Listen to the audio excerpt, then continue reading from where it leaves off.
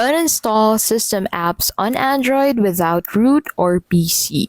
Want to uninstall system apps on Android with no root and no PC? I tested three methods in 2025 and here's what actually works.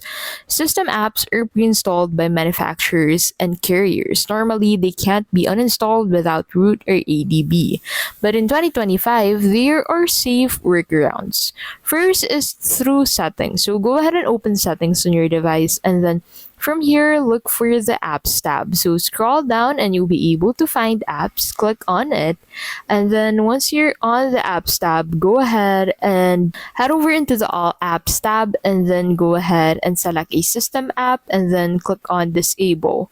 So this removes the app from your launcher and stops it from running.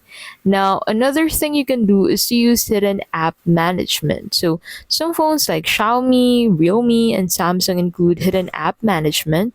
So to access this on your settings, head over to apps, manage apps, and you can uninstall or hide certain system apps without root. And lastly is to use a third-party tool. So apps like Universal Android, the Bloatware Mobile, or ADB App Control Lite now run directly on your phone.